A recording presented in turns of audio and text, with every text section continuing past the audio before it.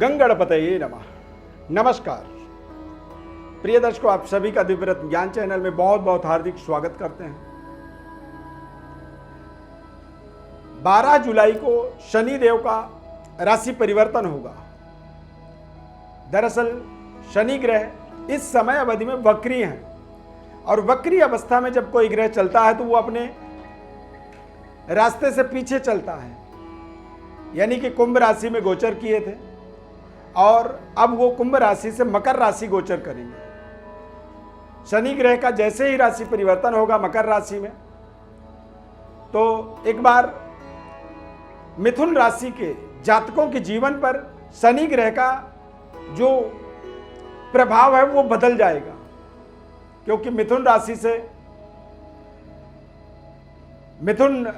या मिथुन लग्न के जातकों के जीवन में शनि जो है भाग्य के स्वामी होते हैं और भाग्य के स्वामी होने के नाते वो भाग्य से अष्टम भाव में आ जाएंगे।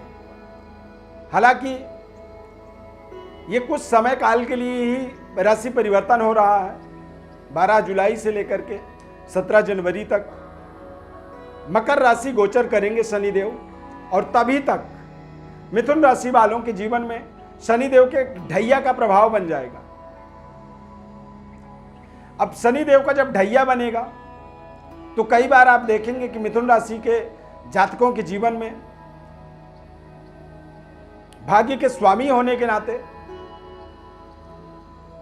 अष्टम भाव में जब शनि का गोचर होगा तो ये अचानक जीवन की व्यवस्थाओं को बदलने में एक बड़े परिवर्तन, तेज रफ्तार से आपके जीवन में परिवर्तन, बदलावों को ये देने में समर्थवान हो जाते हैं। अब यहां पर ध्यान ये रखना है कि अष्टम भाव जो होता है, अष्टम स्थान जो होता है, वहां पर केवल मात्र एक ग्रह है शनिदेव, जो कहीं ना कहीं अपने विशेष प्रभाव, विशेष शुभ फलों को देने में समर्थवान होते हैं। यदि लग्नेश होकर के अष्टम में शनिदेव आ जाएं तो ऐसे व्यक्ति को जीवन में 100 साल की उम्र बना देते हैं। भाग्येश होकर के जब अष्टम में आते हैं तब भी तमाम तरह की विकृतियों को, तमाम तरह के जीवन के विकारों को वो दूर करने में विशेष सहयोग प्रदान करते हैं। शनिदेव जब अष्टम भाव में गोचर करते हैं तो ऐसे समय अवधि में व्यक्ति के अंदर वैराग्य, त्याग और संघर्ष करने की एक विशेष समर्थता आ जाती है और सही और गलत का निर्णय करने का एक विशेष डिसीजन शक्ति, यानी कि निर्णय शक्ति आपको प्राप्त हो जाती है। तो मिथुन राशि वाले जातकों के लिए शनि का यह राशि परिवर्तन ढैया होने के नाते सावधानी पूर्वक समय को व्यतीत करना जरूरी होगा, लेकिन यह आपके जीवन के बड़े माइलस्टोन को भी सेट कर सकता है।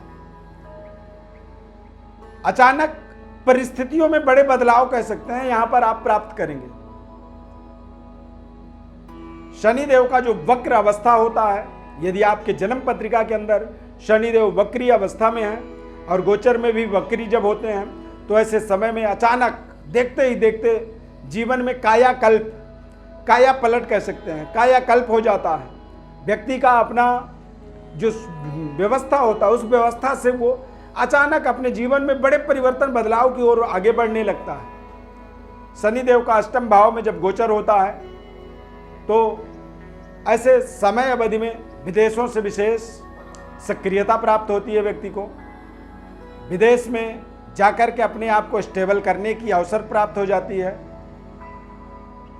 देश विदेश में अपने संबंधों को बेहतर बनाने का समय कह सकते हैं। तमाम तरह के असुविधाओं को सुविधा में बदलने का एक समय होता है। अचानक जीवन में बड़े परिवर्तन, बदलाव से व्यक्ति के जीवन में तमाम तरह की रुकावटों का वो निराकरण भी प्राप्त करता है। संघर्ष, परिश्रम और अपने जीवन में बेहतर अचीवमेंट को प्राप्त करने के लिए वो अपने परिश्रम की पराकाष्ठा को भी करने में समर्थवान हो जाता है। इसीलिए शनिदेव के इस राशि परिवर्तन का मिथुन राशि वाले जातकों के जीवन में बेहद शानदार प्रभाव भी हो सकता है। अब चूंकि मिथुन जब लग्न होगा तो भाग्य के स्वामी होंगे।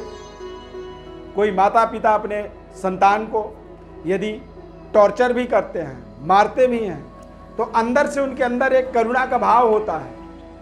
वो सजा तो उस